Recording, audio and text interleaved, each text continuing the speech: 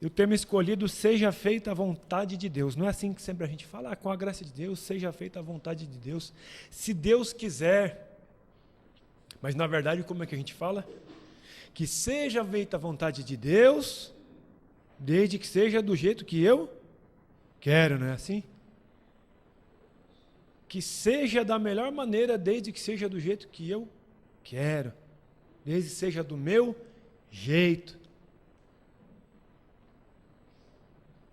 Eu amo essa pessoa, desde que ela seja minha.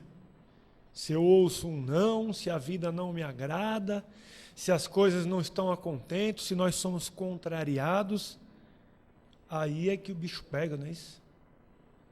Somos bonzinhos, somos calmos, desde que não pise no nosso calo, não é assim que a gente fala? Não pisa no meu calo, que senão o bicho pega. Aí vai ver quem eu sou. Na verdade, a gente é quem a gente é, não tem jeito. É que quando a gente vem para a fraternidade, vê a pessoa aqui uma vez por semana só, é mais fácil, né? Ser tranquilo, ser calmo. O ambiente ajuda, é a nossa propensão. A gente vem propício a buscar um pouquinho de paz. Então a gente tenta se livrar das nossas perturbações do nosso dia a dia. A gente tenta até esquecer o chefe chato, aquele que a gente chega de manhã querendo matar, à noite na fraternidade até põe o nome dele na caixinha. Nem que for pedindo para ele ser mandado embora do emprego, para mudar de empresa, para ter sido transferido, mas já está pedindo. Já é um bom começo. De manhã queria matar, à noite já está pedindo só para mudar de emprego. Já melhorou, né? Se bem que ficar desempregado no Brasil hoje é complicado. Não é bom desejar isso para ninguém, não. Né? Mas vai melhorar, tudo sempre vai melhorar. A gente tem que estar sempre preparado para que as coisas melhorem e acreditar nisso. Porque se a gente acreditar que vai piorar, vai mesmo, não vai? Porque nós já decretamos a derrota. E o ser humano é tão complicado de acreditar, de pensar positivo a gente leva um ano, mas para pensar negativo é 30 segundos. Nem isso, né? E nos dias de hoje, numa crise econômica, numa dificuldade partidária, que nós passamos essa tribulação, meio a essa grande corrupção que se assola o nosso país, praticamente a maior empresa pública do país, aquela empresa que a gente acreditaria que nunca ia passar por uma crise, nunca iria quebrar, correndo o risco até de uma falência. Nós vivemos mortes estranhas acontecendo na televisão, o trânsito, acidentes graves, morte no trânsito, uma pessoa matando a outra, roubos, crimes bárbaros. E tudo isso perturba, choca, dá medo de sair na rua, não dá? E a gente pergunta, onde está Deus? Será que Deus existe mesmo às vezes? Ou a gente vem, lê o Evangelho, faz o Evangelho no lar, escuta a palestra, sai daqui tranquilo, mas chega ali na rua e fala, se vier me roubar, eu mato. A gente vê uma notícia da polícia na televisão agredindo um jovem. Não, a polícia é isso e aquilo. Não estou defendendo nem acusando. Mas se nós formos a vítima, cadê a polícia que não mata esse cidadão? E às vezes por causa de um celular, de uma carteira, a gente quer a vida do outro em troca. A gente costuma não querer justiça, nós queremos vingança. Geralmente nós queremos vingança, nós não queremos justiça. Porque se nós quiséssemos realmente justiça, nós invocaremos a lei, deixaria que a lei fizesse o certo. Ainda que a lei fosse falha, a gente iria aceitá-la. Eu não estou dizendo aqui que a gente não vai sofrer, né? É impossível não sofrer. Se alguém agredir, se alguém vem e nos agride, nos rouba, se nós perdemos um ente querido, existe um sofrimento natural para isso e tem que se permitir sofrer. Se um relacionamento acaba, tem que se permitir sofrer. Não vou chorar. Estava, 20 anos com uma pessoa, ou um mês, não importa. Mas gostava, pôs a expectativa, acabou, vai sofrer um pouco. Eu não posso passar minha vida agora sofrendo. Era o amor da minha vida, mas será que você era o amor da vida dela? Então, tudo isso a gente tem que pôr na balança. E aí nós perguntamos novamente, onde está Deus? Pessoas doentes em hospitais, crianças morrendo aí, enfermidade, bebês nascendo morto, e nós perguntamos, onde está Deus em tudo isso? Aí nós temos 2 deuses? Não, só temos um Deus. Um contado pela Bíblia, escrita há cerca de 3.000 anos, Depois do Novo Testamento, cerca de quase 2000 anos, que ele não é escrito simultaneamente na passagem do Cristo, não. Tem relatos históricos que foram escritos um pouco depois, né? E o Deus que o Espiritismo vem trazer.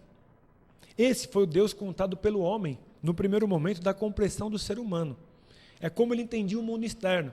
O homem ele se via nesse mesmo mundo de sofrimento, e muito mais sofrimento naquela época ainda, porque alguns acreditam que o mundo está piorando. Só que hoje nós temos a ONU, que busca pela paz nos países.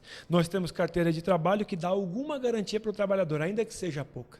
Nós temos hospitais, ainda que sejam enormes filas, cirurgias demoradas e difíceis no sistema público, eles existem. Na Idade Média, as pessoas morriam com 30, 40 anos, 50 anos, porque não existia sequer a saúde, o tratamento de esgoto, a saúde básica do esgoto. As pessoas jogavam dejetos pela janela na rua, usavam pinicos. Tanto é que nós tivemos a peste negra, a gripe espanhola, que dizimou milhares de pessoas. Milhares de pessoas. Hoje nós ficamos assolados com uma febre amarela, com uma dengue, com ebola, porque mata algumas centenas. Naquela época matava mais de milhões, às vezes. Não tinha nenhuma saúde. As pessoas até tinham dinheiro.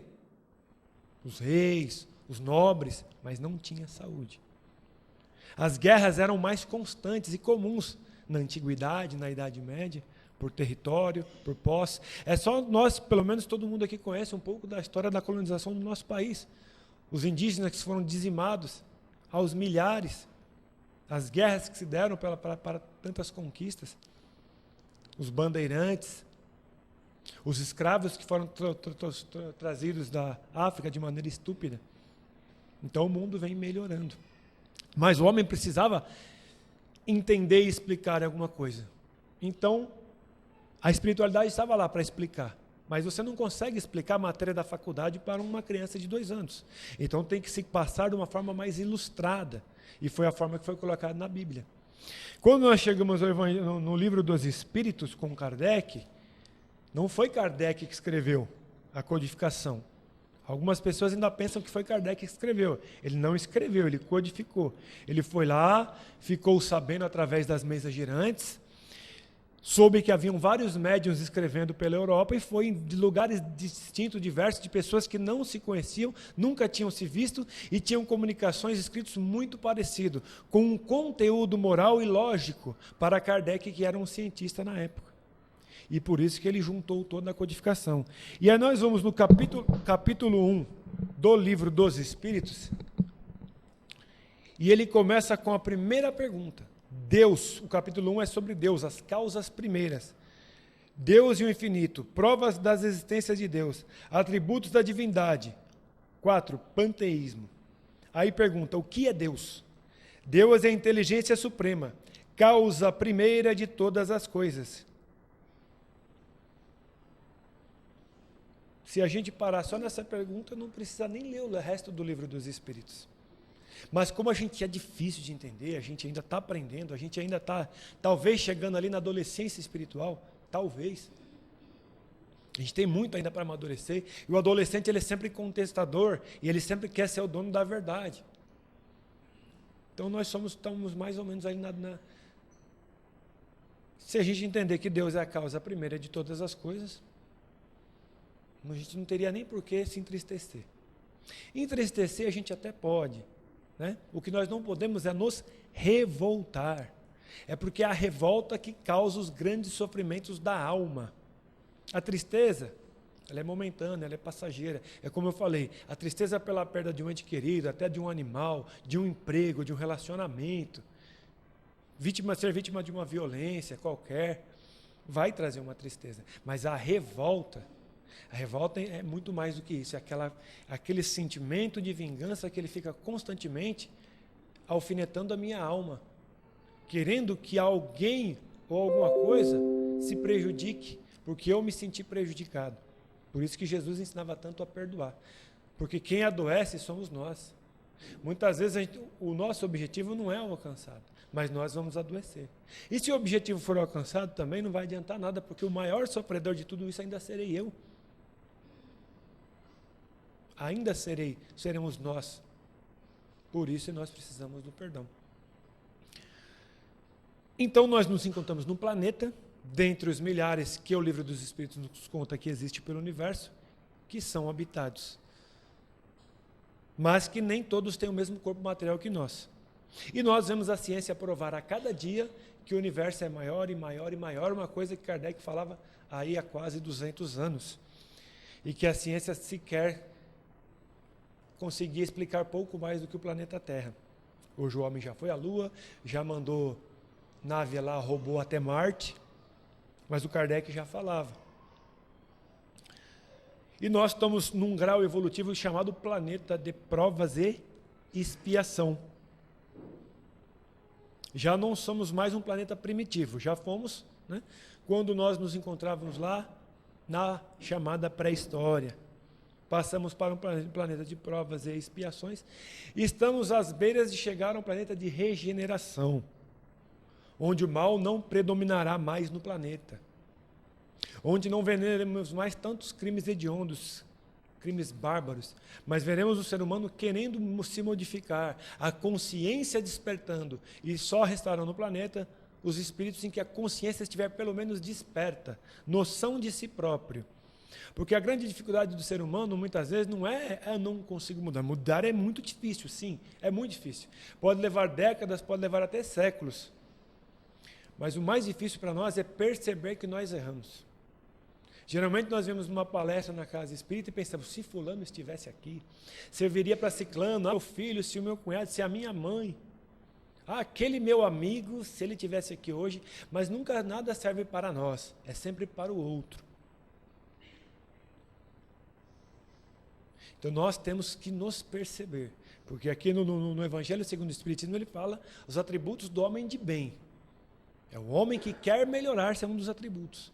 De ter a consciência que precisa mudar. Porque a gente não vai mudar de um dia para o outro. Não é amanhã a gente vai virar, todo mundo vai virar santo, vamos virar Chico Xavier ou vamos virar Divaldo. Não.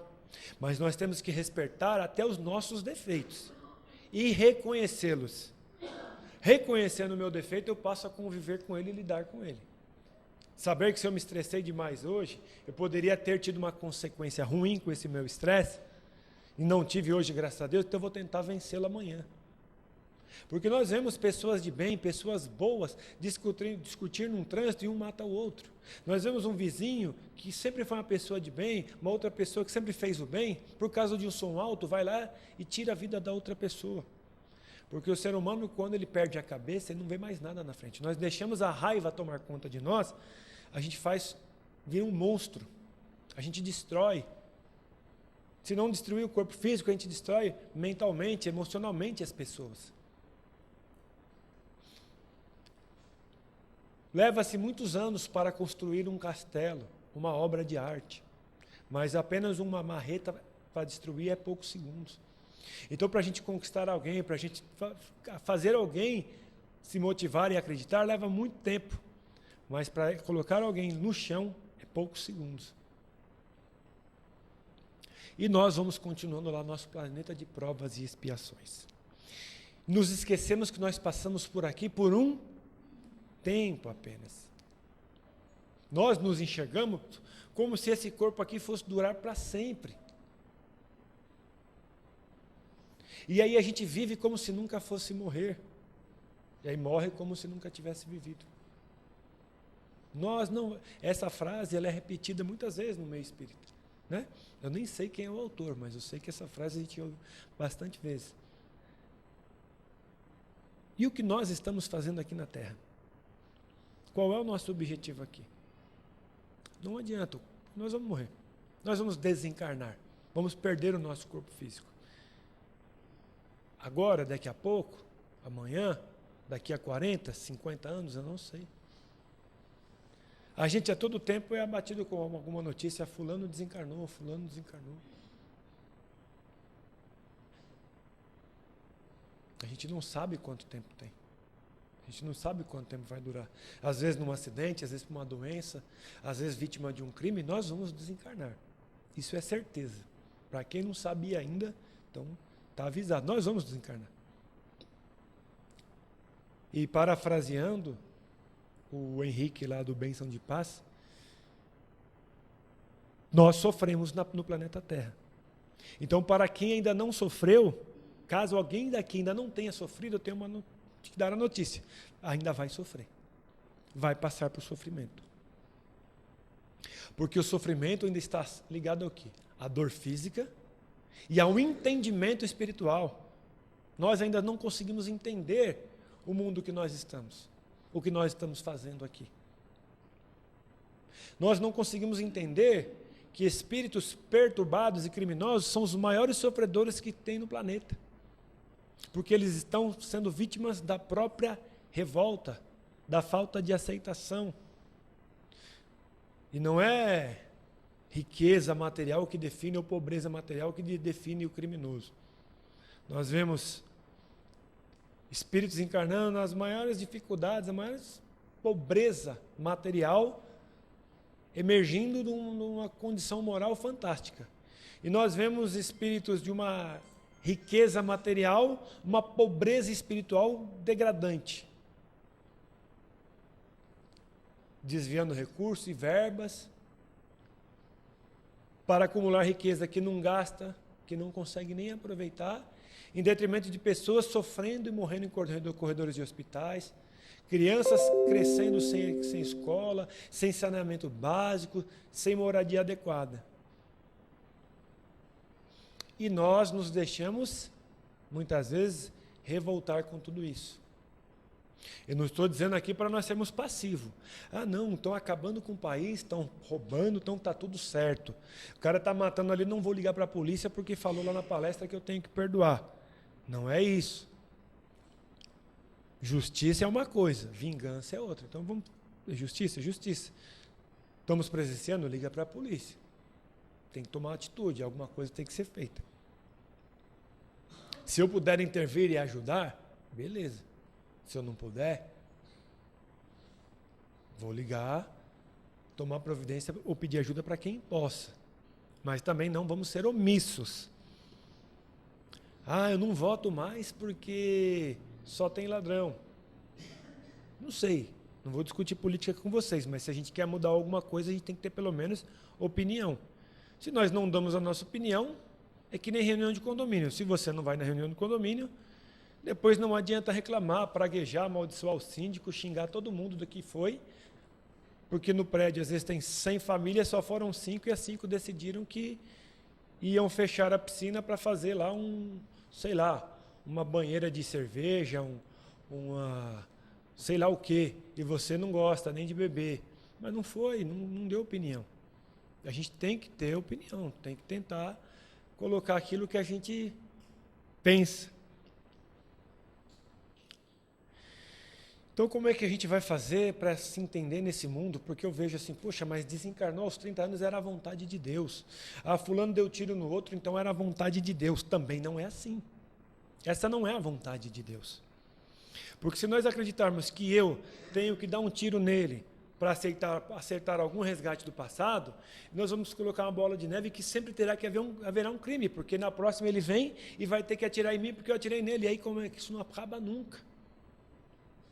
Jesus disse, é necessário que venha o escândalo, mas ai daquele pelo que o escândalo vem. Por que ele dizia isso? Porque ele conhecia a nossa pobreza espiritual. Ele sabia que nós iríamos falhar. E falhando, escandalizaria. Mas coitado daquele que está propagando o escândalo, porque está preso à própria revolta.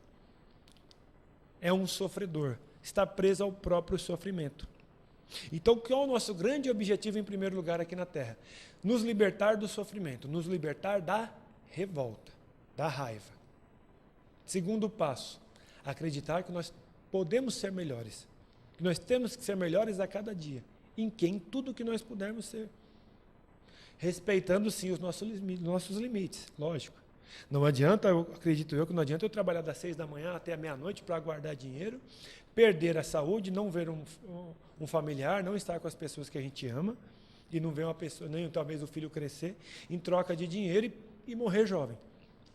Ah, mas foi porque Deus quis. Não, você que não soube cuidar da própria saúde. Bebe e fuma a vida inteira, aí morre de câncer. Foi porque Deus quis. Não, não foi porque Deus quis.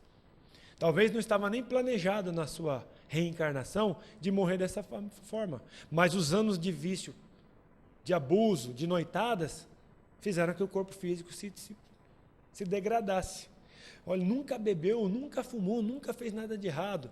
Morreu de câncer. Sim, provavelmente, nesse caso, estava programado. Talvez não, talvez guardou tanta mágoa, tanto rancor, tanto ódio, que acabou desenvolvendo a doença. E quando é que nós vamos ter certeza do que estava programado? Quando nós chegamos do outro lado. Aí vai vir alguém lá com a nossa planilha e falar, olha, você ia fazer isso aqui. E nós vamos olhar assim e falar, nossa, vamos lembrar das aulas de geometria, já falar geografia, né? Tá vendo? De geometria, que tinha aquela parábola, né, que fazia assim, né? A gente estava indo para cá e o nosso objetivo foi parar lá, né? Ah, mas será que nós viemos então para construir centro espírita, para sermos grandes médios, como geralmente a gente fica esperando, né? Não, nós viemos aqui para sairmos aqui melhor do que nós entramos. Essa é a única certeza. Ah, mas eu vou ter uma grande carreira mediúnica? Eu não sei. Eu vou ser um grande orador espírita? Não sei. Vou ser grande professor numa faculdade? Não sei. Vou ser um grande político? Vou ser um melhor engenheiro? Não sei. Tem que ser o melhor para você. E nós geralmente queremos ser o melhor para mostrar para os outros, porque nós sentimos uma cobrança. Nós queremos ser importante. O ser humano, ele sempre quer ser importante. O que mais nós queremos é sermos importantes. E nós, às vezes, não nos damos a importância que nós devemos nos dar. E esperamos que os outros nos deem. Mas o outro também está querendo ser importante e não está se achando importante. Como é que ele vai me dar importância? Então eu tenho que me perceber o quanto eu sou importante. Para mim. Ah, mas eu não estou me sentindo importante. Está errado. O que você está fazendo para se sentir importante? Estamos aqui hoje. Se nós não nos sentirmos importantes, nós não nos preocupar espiritualmente. Não íamos nos preocupar com os nossos sofrimentos. Não estaríamos aqui hoje, é o primeiro passo. Mas os nossos sonhos, os nossos objetivos. Se entender espiritualmente é extremamente importante e fundamental para a vida. Então, vir às palestras, se possível, fazer os cursos que vão começar na casa esse ano. Ler os livros de Kardec, o livro dos Espíritos. Muitas vezes a gente não lê porque é um livro chato, é muito comprido, é pergunta e resposta, vou pegar para ler e me dá sono. Ele tem, essa versão que eu estou aqui, ela não chega a 320 páginas, mais ou menos. 330 páginas. É a média das versões. 330, 340 páginas. Então, se eu ler uma página por dia antes de dormir, em um ano eu leio. Em 5 anos dá para ler todos os livros da codificação. Então dá para ler. E a gente consegue entender um pouquinho mais de nós mesmos. Porque isso aqui é um livro de explicação para quem nós somos, o que estamos fazendo aqui. Então dá para a gente buscar esse entendimento. Então, se respeitar. Buscar, sim, a necessidade material sem se matar, sem destruir ninguém, sem prejudicar o outro. Buscar o conhecimento. Porque nós evoluímos moral, e isso aqui nós vamos buscar a evolução moral, através do entendimento do nosso espírito. Mas também nós evoluímos intelectualmente. Então, nós evoluímos intelectualmente através do quê? Do estudo. Da escola, de um curso profissionalizante, de uma faculdade, de bons livros, do estudo da arte, do desenvolvimento das nossas vontades. Nós vemos pessoas indo para a faculdade aos 70, 80, começando a aprender a cantar, a tocar. Quais são os nossos sonhos? Quais são as nossas vontades? Quais são aquelas que a gente achou que nunca ia poder fazer e abandonou? Estamos vivos. Temos que fazer alguma coisa hoje por nós, todos os dias, e acreditar nisso. Então, nós estamos dentro de uma faixa de planeta em que nós vamos desencarnar e encarnar até aprender. Temos muitos irmãos revoltosos ao nosso lado que cometem crimes. E Deus nisso tudo? E a vontade de Deus? Deus nos criou simples e ignorantes. Colocou a gente lá no mundo primitivo, lá na época das cavernas, que a gente não entendia nada. Até que descobrimos o fogo, caçávamos animais, o ser humano abatia o outro. Aí veio lá a época dos egípcios, depois dos hebreus. E nós viemos evoluindo, chegou-se a Idade Média, muitas guerras, muita violência ainda, mas e Deus nisso tudo? Nós não somos seres espirituais, porque a gente teima com a ideia que nós somos seres materiais e vamos estar aqui para sempre. É lógico que dói a perda de um ente querido, porque nós vamos ficar um tempo longe. A gente não sabe se é um dia ou se é 50, 60 ou 100 anos. Mas nós somos seres espirituais. Esse corpo nosso de cada um aqui não é o que vai existir para sempre. É a nossa essência espiritual. Tanto é que nós podemos desencarnar e assumimos uma outra forma, uma outra aparência, de uma outra encarnação, talvez, que nós temos mais afinidade. Para as mulheres, né, tem uma notícia boa, quem já leu o livro lá de Violetas na Janela, a menina fala que ela acorda com o cabelo penteado. Não precisa mais, pode mudar de cor do cabelo, o cabelo pode ficar curto, pode mudar todo dia. Basta a condição espiritual, mas aí a vaidade do outro lado também ela já é mais tranquila. Mas nós temos que ter nossa vaidade também, senão a gente se larga até a própria saúde, higiene pessoal, isso também não é bom. Mas Deus criou o simples e ignorante e deixa que a gente evolua, para que a gente experimente tudo, nós entendamos tudo até que nós chegamos à nossa perfeição espiritual. E o planeta Terra entrando no mundo de regeneração, se ficarmos aqui, nós teremos dado mais um passo. E nos mundos felizes, os mundos que estão acima do mundo de regeneração, não há violência, não há doença. É uma outra condição, há um outro corpo, uma matéria muito mais sutil. Mas a gente vai chegar lá. Tem que ter paciência. E a gente ainda está aqui porque a gente quer. Na época de Jesus, quantos cristãos foram atirados lá aos leões? E quantos de nós, será que não estávamos lá para alimentar os leões, para cuidar dos leões, para escovar o pelo do leão? Ou estávamos lá gritando, nas arquibancadas do Coliseu, do Circo Máximo, em Roma? Quantos de nós não estava lá, trajado de soldado romano?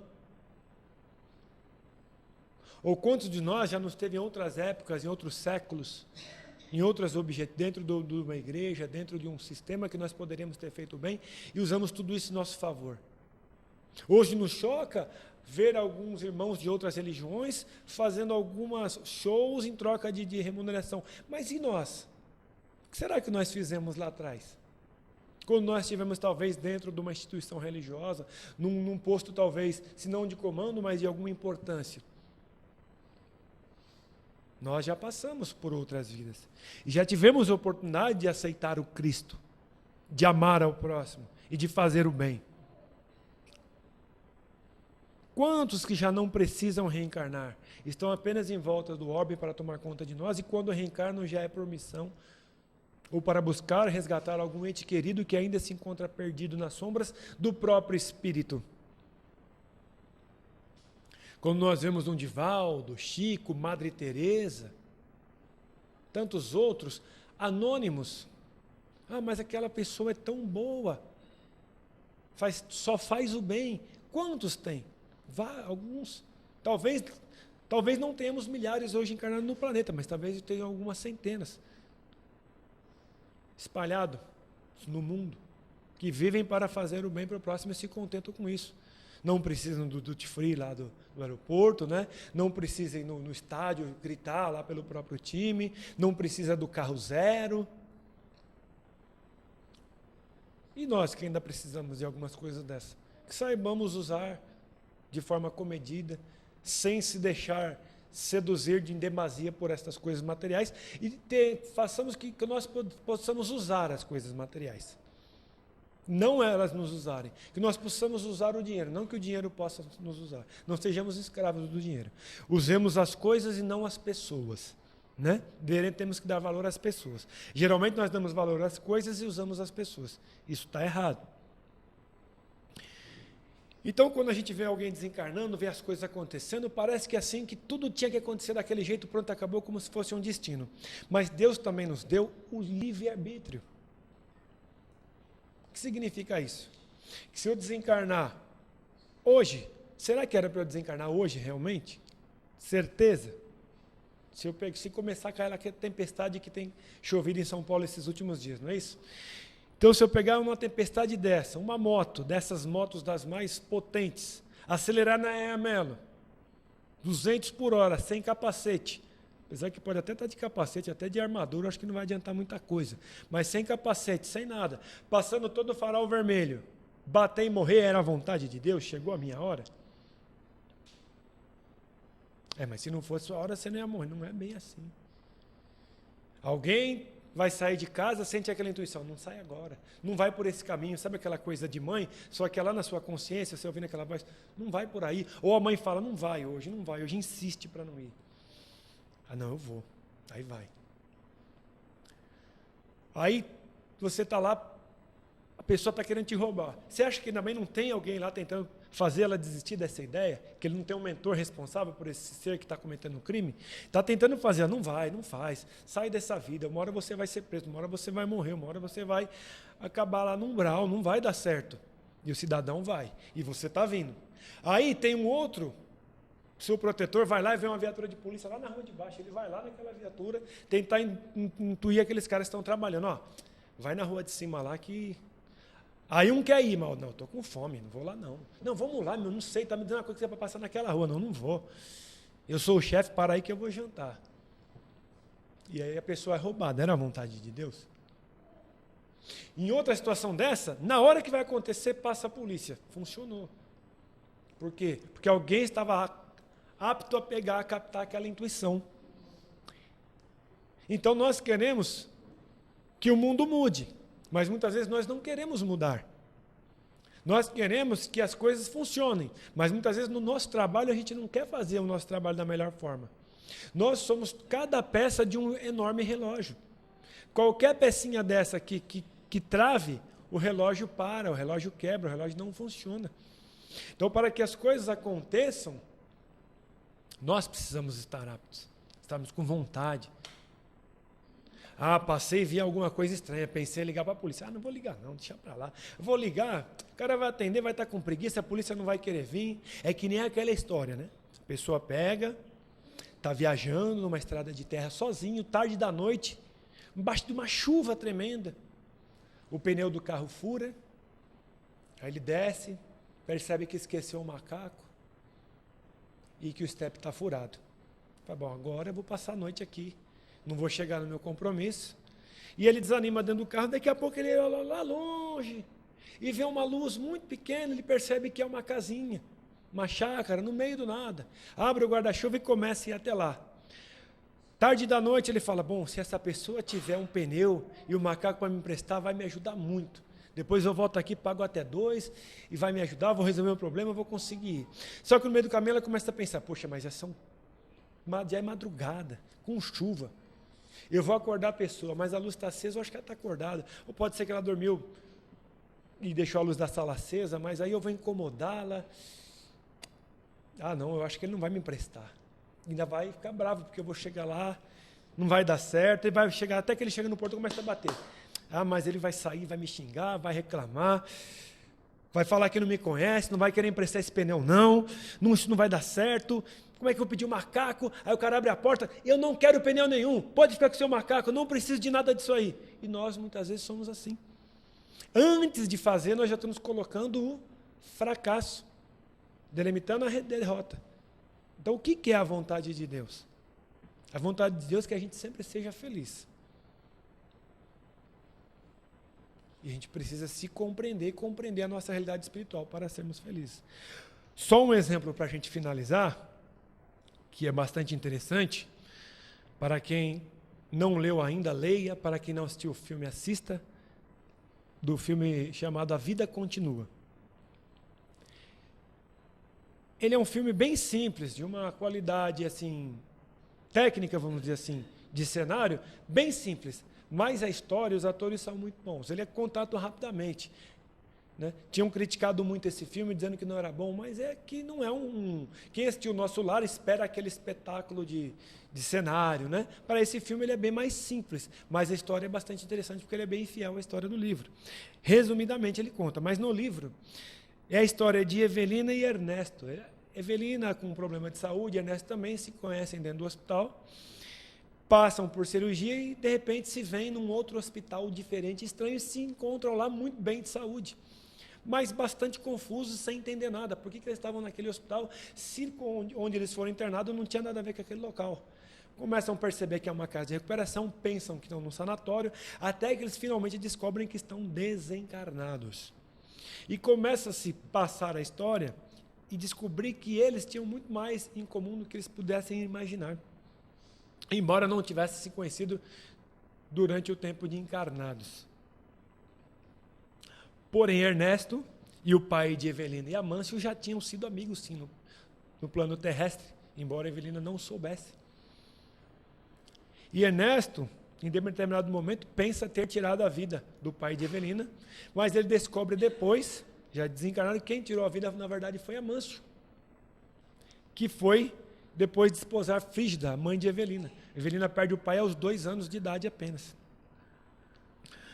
Do lado de Evelina tem Caio e Túlio, que são 2 rapazes que se enamoram por Evelina, que se deixa levar pela vaidade de ser cortejada por 2 rapazes